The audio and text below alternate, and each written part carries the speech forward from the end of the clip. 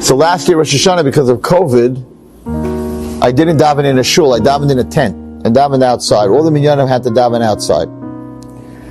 The chazan who davened for the Amid, and he davened Yom Kippur also, which is Musaf. He davened Musaf, which is like 4 hours, 3 hours. Is 96 years old. 96, Holocaust survivor. Magnificent voice at night. I don't know how he does it.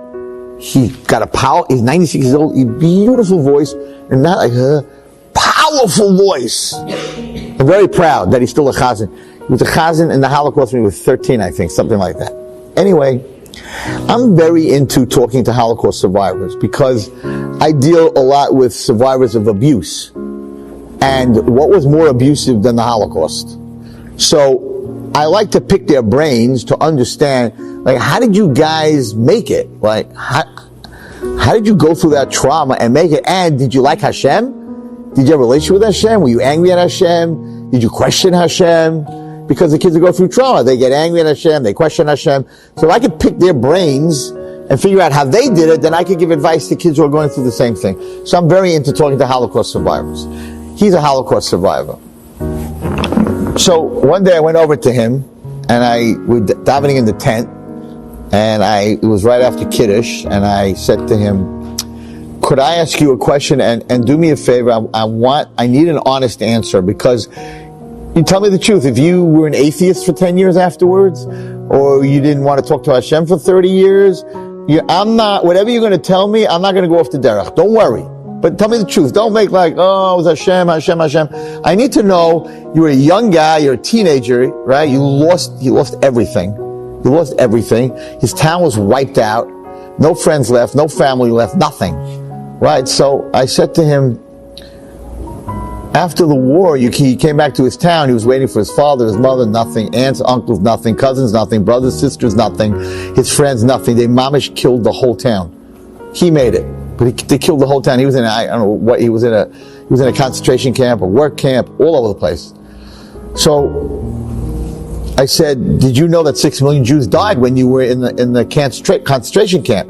He said, no, we didn't know. We knew in the concentration camp Jews were dying. They didn't know that 6 million Jews in the world died. They had no idea. He said, so when we went to the DP camp, that's after, and you know, where the Jews got together, that's when everyone started talking. All the Hungarians get killed, and the Polish get killed, the Romanians got killed, and they realized a lot of Jews got killed. So he has these big, like very bright blue eyes. He's 96 years old. So I said, did you have any questions on Hashem? And this old man looks at me and he says, I did. I'm like, oh, a normal one. It's normal to have questions when you go through something like that, especially if you're a teenager. It's not like he was a rebbe, he was a teenager. I said, oh, you did have questions. He goes, yes, I had one question. I'm like, okay, do you mind sharing with me? Like, what was that question? He says, one night, I was crying. I had nobody. He says, you don't understand. You're in the world. You don't speak the language. You don't know anyone. You have no reference. There's no reference. You don't have a friend. You don't have a neighbor. There's no reference. You're like a fish out of water. There's no connection. There's no one you can bounce off. He had nothing. He said, I looked up. I was crying. He says, I looked up at Shemayim. I said, Hashem, I have one question I want to ask you. I just heard that millions of Jews died. Why did you save me?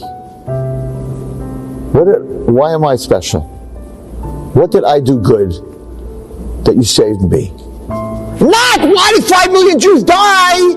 How could you do this, Hashem? You're evil, you're mean. No, that wasn't his question. Hashem does what he does, and I don't know what he does, but I'm a nobody. Why did you save me? That was his question. Not why anyone died. So I want to tell you, Rabbi Wallerstein, what I did. He said, Hashem, I don't know why you saved me. It's a true story. Man told me this himself. It's not in a book.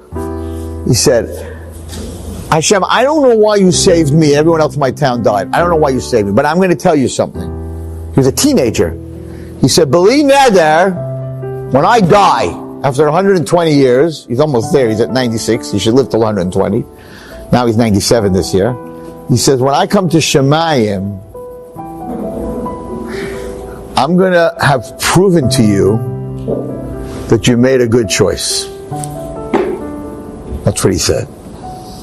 I'm going to prove to you that he made a good choice. Rabbi Wallerstein, you heard me daven today for the Amid? He made a good choice. No. I'm a good Baal Tefillah. No. And my grandchildren's in Brisk. And the other ones are Rav. And the other one's a doctor. And he starts telling me about, he's got Kanai Nahara, great-great-grandchildren. And he goes through the whole list and he goes, Hashem made a good choice. I made up my mind as a teenager. I'm not going to waste the choice that Hashem made. Do you understand? He came through this trauma, and all he's looking at back is not his trauma, but that I got out alive in one piece. I'm going to prove to you that you made a good choice. I'm going to be a survivor. I'm not going to be a victim. I'm going to be a victor. And that, girls, is a choice that everyone has.